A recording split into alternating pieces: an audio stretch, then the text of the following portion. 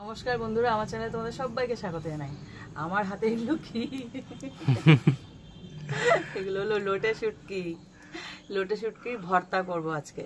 যদিও আমাদের মধ্যে বলে চাটনি, শুটকির চাটনি বলে, কিন্তু তোমরা না ঠিক বুঝতে পারবে না সেটা। চাটনি সাধারণত মিষ্টি হয়, এটা তো আবার কেমন চাটনি, ঝাল ঝাল চাটনি। এরকম ভিমড়ি খেয়েছিলাম, এখন আর খাই না, অভ্যস্ত হয়ে গেছি।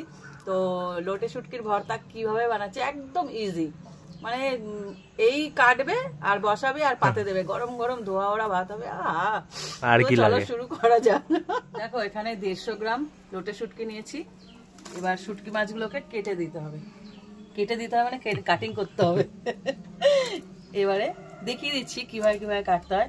প্রথমে ওর ডানা ছেটে দিতে হবে, মানে মাছ যেভাবে কাটে আর কি। মাছের যে ডানাগুলো ওগুলোই তো শুকিয়ে গেছে, ও তো যেমন ছিল তেমনই আছে, শুধু মানে শুকনো মাছ উড়ে বেড়াচ্ছে, দেখো না, শুটকি মাছ জেনে এসেছে, মাছের গন্ধে চলে এসছে।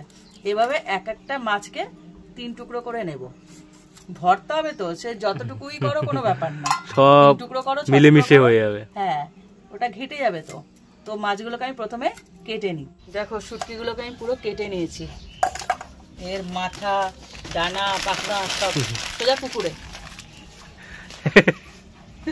আমার একটা সুবিধা আছে, আর এদিকে কড়াই বসিয়ে দিয়েছি, সব ডুবে যায় পুকুরের মধ্যে। প্রথমে না গরম জল করে নেবো, কেননা শুটকিগুলোকে না গরম জলে ধুতে হবে ভালো করে। আমাদেরকে তো ভর্তা করবো, তার জন্য ভালো করে গরম জলে স্নান করাতে হবে। জলটা পুরোপুরি গরম হয়ে গেছে, বেশি যে গরম করার দরকার নেই, অল্প গরম করলেই হবে।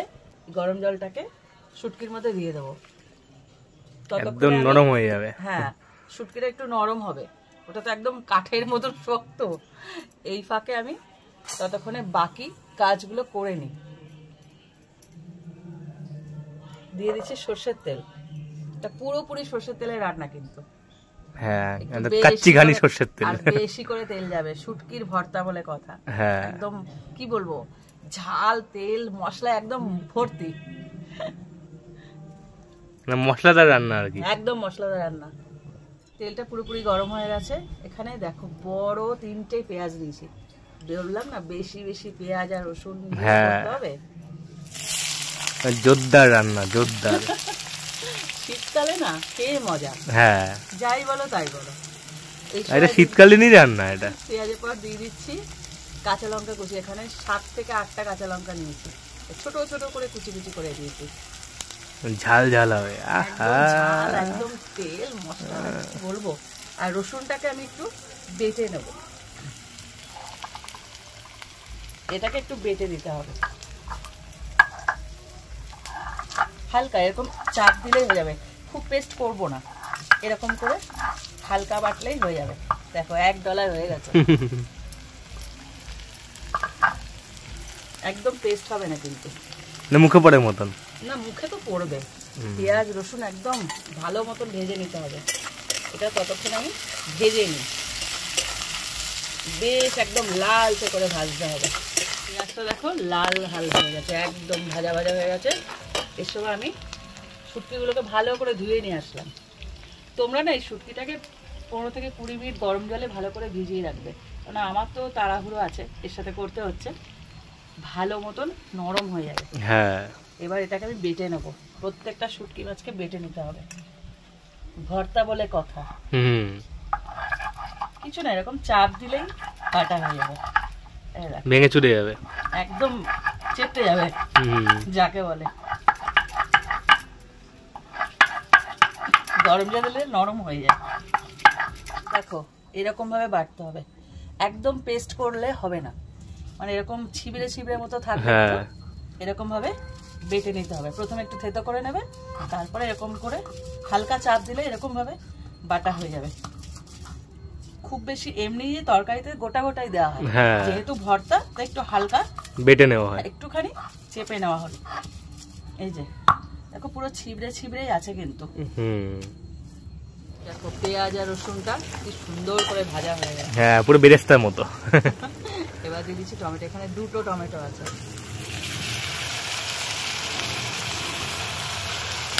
এই টমেটোটা দেওয়ার সাথে সাথেই যে শুটকিটা বেটে রেখেছি ওটা দিয়ে দেবো, এটাকেও তো ভাজতে হবে। হ্যাঁ, দেখেছো কেমন একটু ছোবড়া ছোবড়া মতন হয়েছে, এরকম ভাবেই বাটতে হবে, একদম পেস্ট করবে না, তাহলে কিন্তু শুটকিরা কিছু খুঁজে পাবে না, কেন ও তো ভাজার পর মিশে যাবে। এইভাবে নেড়ে যাবো সমানে, এইটাকেও ভাজতে হবে এর সাথে, এর শুধু ভাজার পালা আর কিচ্ছু না। দেখো কি সুন্দর ভাজা ভাজা হয়ে গেছে, শুধু নাড়াচাড়া করতে হবে।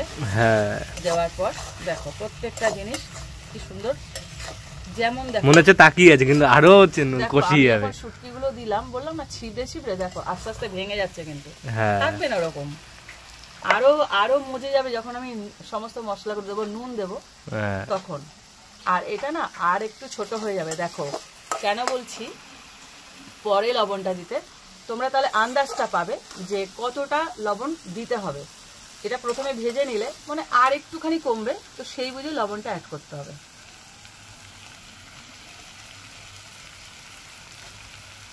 এটা একদম কি বলতো ঝুড়ো ঝুড়ো হয়, মানে একদম মাখা মাখা যাকে বলে। এবার দিয়ে দিচ্ছি লঙ্কার গুঁড়ো, অল্প একটুখানিতে পুরো ভাত খাওয়া হয়ে যায়, ভালোই ঝাল হবে, প্রথমে বলে দিচ্ছি এটা ঝাল ঝাল হয়। 1.5 চামচ লঙ্কার গুঁড়ো দিয়ে দিলাম, ভর্তি লঙ্কা। হ্যাঁ, এখানে কোনো কার্পণ্য করলে চলবে না, এটা পুরো ঝালঝালি খাওয়ার রেসিপি। আর দিয়ে দিচ্ছি হলুদ গুঁড়ো আর অল্প জিরের গুঁড়ো আর অল্প ধনের গুঁড়ো।